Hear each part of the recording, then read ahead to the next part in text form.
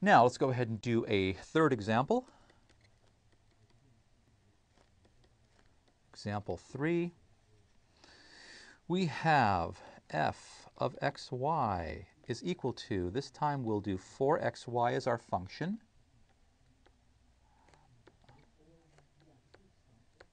over the region bounded by y equals 0, y equals x, and y equals minus x plus 3. So let's go ahead and draw this region out and see what it is we're looking at. So y is equal to 0, that's the x-axis. Y is equal to x, that is this line right here. Y is equal to minus x plus 3, so let's go up 3. And let's go down that way at a 45-degree angle. So this is going to hit at 3, and let's go ahead and put a halfway mark here. This is actually going to be 3 halves because these have the same slope. So in this particular case, our region is right here, this triangle. We're going to be integrating this function over this particular triangle. Well, of course, you remember from first variable calculus, sometimes regions have to be split up simply to make the integral a little bit easier to handle. In this particular case, I'm going to decide to save the integration with respect to x last, the outside integral. Since that's the case, I'm going to actually split this into 2 regions. This region R, I'm going to split it up into R1 and R2. So I'm going to integrate up to here, and then I'm going to integrate up to there, and then I'm going to add those two together. And the reason I do that is because the upper function from here to here is different. Here it's 0 to x, here it's 0 to minus x plus 3, which is why I'm splitting it up. So let me erase this thing. So in this particular case, our integral over R is going to equal the integral over R1 plus the integral over R2, because the integrals are additive. That's exactly right. So let's go ahead and deal with the integral of, I'm going to move to the next page.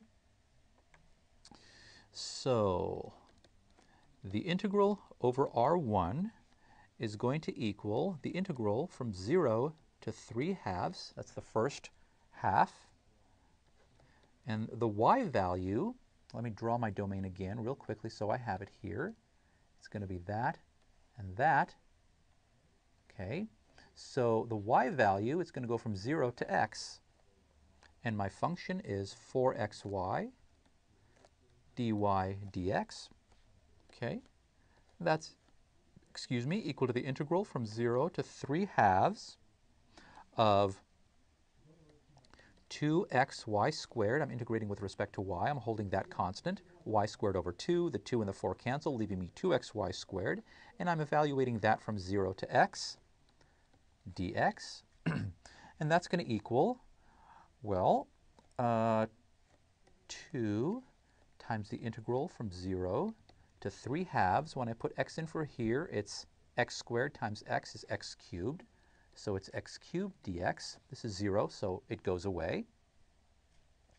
And now that's going to equal 2 times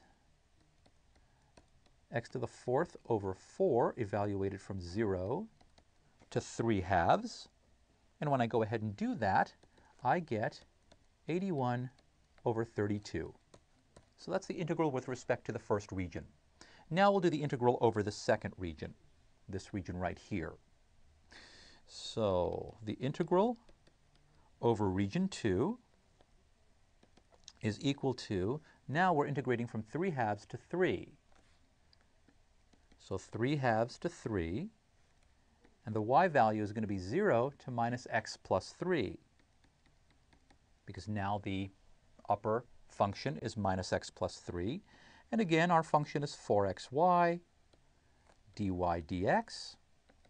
Well, that's going to equal 3 halves to 3. It's going to be, again, 2xy squared, evaluated from 0 to minus x plus 3. And when I put this in here, let me see if I have enough room. No, I probably don't. So let me go ahead and come down here. The integral from 0 to, nope, I'm doing 3 halves to 3 now.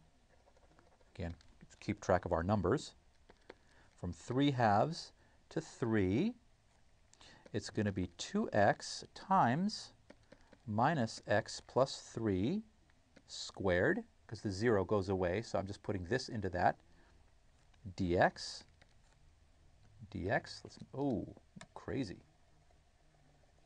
Don't want these crazy lines all over the place. Okay, 0 dx. When I multiply this out, actually I'm going to multiply everything out here, so it's fine. We'll do 3/2 over 3. It's going to be 2x times x squared minus 6x plus 9 dx equals the integral from 3/2 to 3 of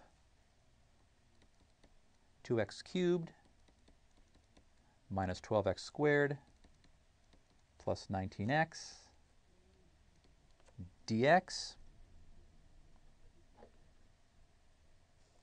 And when I go ahead and evaluate that, I used mathematical software to evaluate that, I ended up with 243 over 32.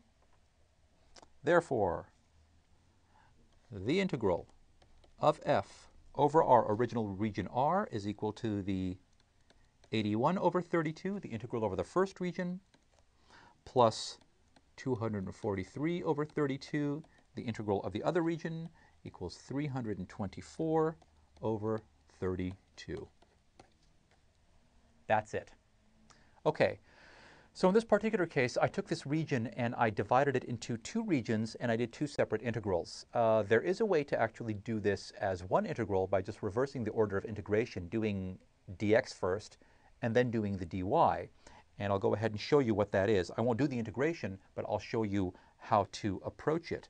So let me draw the domain again. So we had that, and we had this, okay? So this was 3, this was 0, we had 3/2 here, this was 3, this was y equals x, or if I wrote it in terms of x equals y. Okay, this graph right here, that's the y equals minus x plus 3. If I write it in terms of x, it's x equals 3 minus y. Okay, so now I'm thinking about it this way. I'm going to do my final integration with respect to y, which means I'm going to go from 0 all the way up to 3. Well, in this particular case, there is no interference. The difference, it's as if I've turned this graph this way.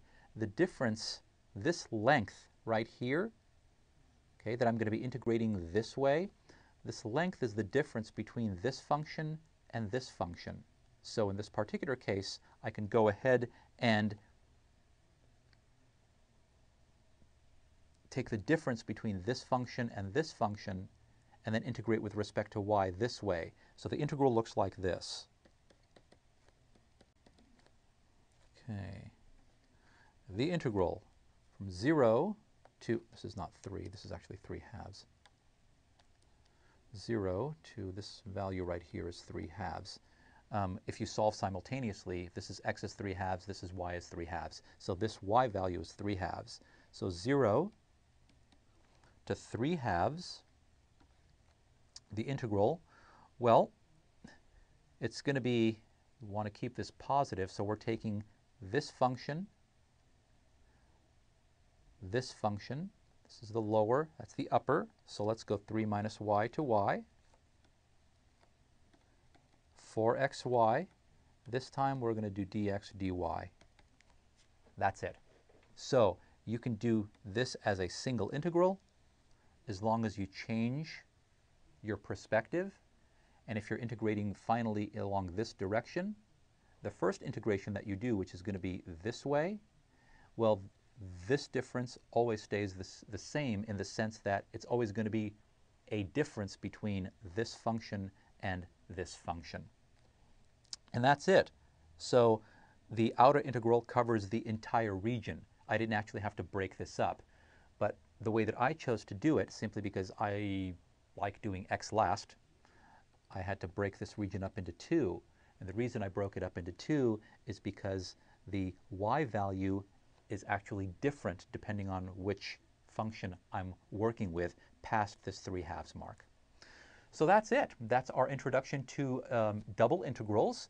Thank you for joining us here at Educator.com. We will see you next time. Bye-bye.